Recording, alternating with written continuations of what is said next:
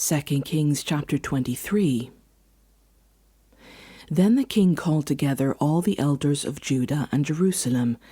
He went up to the temple of the Lord with the people of Judah, the inhabitants of Jerusalem, the priests and the prophets, all the people from the least to the greatest. He read in their hearing all the words of the book of the covenant, which had been found in the temple of the Lord. The king stood by the pillar and renewed the covenant in the presence of the Lord, to follow the Lord and keep his commands, statutes, and decrees with all his heart and all his soul, thus confirming the words of the covenant written in this book. Then all the people pledged themselves to the covenant. The king ordered Hilkiah the high priest, the priests next in rank, and the doorkeepers to remove from the temple of the Lord all the articles made for Baal and Asherah and all the starry hosts. He burned them outside Jerusalem in the fields of the Kidron Valley, and took the ashes to Bethel.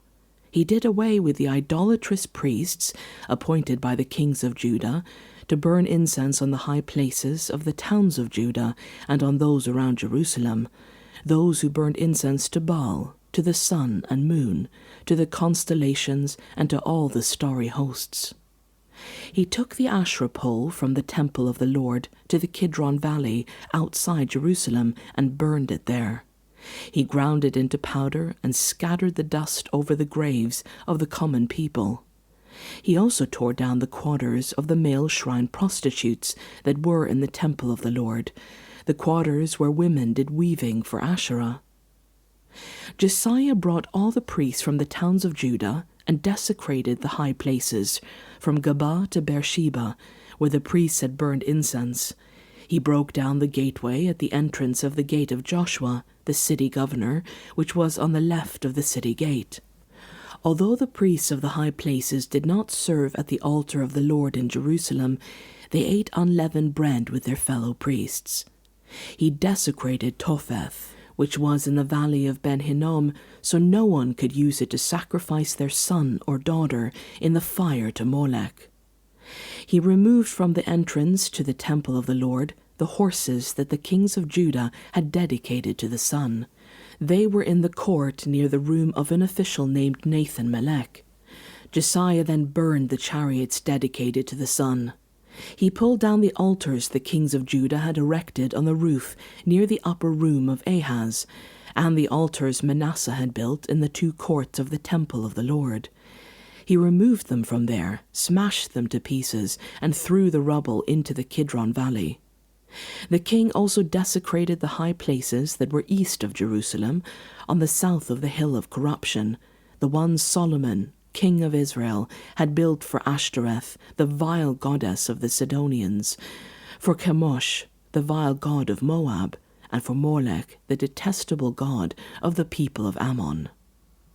Josiah smashed the sacred stones and cut down the Asher poles and covered the sites with human bones. Even the altar at Bethel, the high place made by Jeroboam son of Nebat, who had caused Israel to sin, even that altar and high place he demolished. He burned the high place and ground it to powder, and burned the Asherah pole also. Then Josiah looked around, and when he saw the tombs that were there on the hillside, he had the bones removed from them and burned on the altar to defile it, in accordance with the word of the Lord, proclaimed by the man of God who foretold these things. The king asked, "What is that tombstone I see?" The people of the city said, "It marks the tomb of the man of God who came from Judah and pronounced against the altar of Bethel the very things you have done to it." "Leave it alone," he said.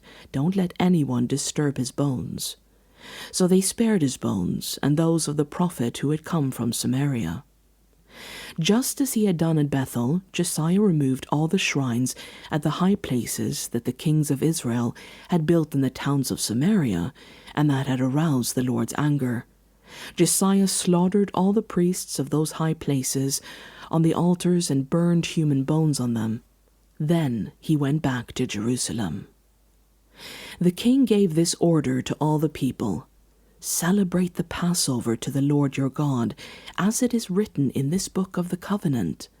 Neither in the days of the judges who led Israel, nor in the days of the kings of Israel and the kings of Judah had any such Passover been observed. But in the 18th year of King Josiah, this Passover was celebrated to the Lord in Jerusalem. Furthermore, Josiah got rid of the mediums and spiritists, the household gods, the idols, and all the detestable things seen in Judah and Jerusalem. This he did to fulfill the requirements of the law written in the book that Hilkiah the priest had discovered in the temple of the Lord. Neither before nor after Josiah was there a king like him, who turned to the Lord as he did, with all his heart, and with all his soul, and with all his strength, in accordance with all the law of Moses.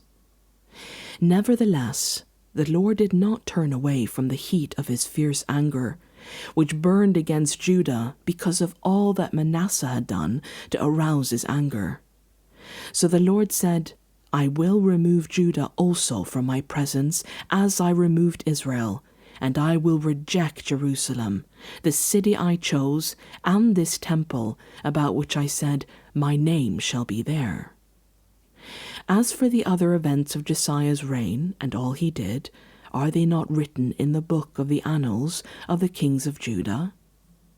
While Josiah was king, Pharaoh Necho, king of Egypt, went up to the Euphrates River to help the king of Assyria.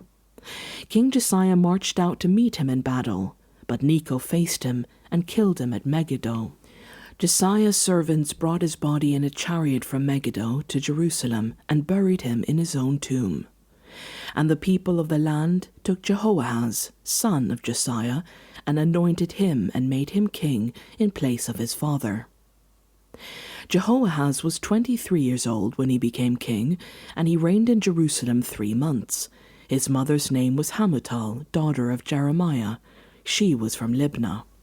He did evil in the eyes of the Lord, just as his predecessors had done. Pharaoh Necho put him in chains at Riblah in the land of Hamath, so that he might not reign in Jerusalem, and he imposed on Judah a levy of 100 talents of silver and a talent of gold. Pharaoh Necho made Eliakim, son of Josiah, king in place of his father Josiah, and changed Eliakim's name to Jehoiakim. But he took Jehoahaz and carried him off to Egypt, and there he died. Jehoiakim paid Pharaoh Necho the silver and gold he demanded. In order to do so, he taxed the land and exacted the silver and gold from the people of the land according to their assessments. Jehoiakim was 25 years old when he became king, and he reigned in Jerusalem 11 years. His mother's name was Zebidah, daughter of Pedaiah. She was from Rumah. And he did evil in the eyes of the Lord, just as his predecessors had done.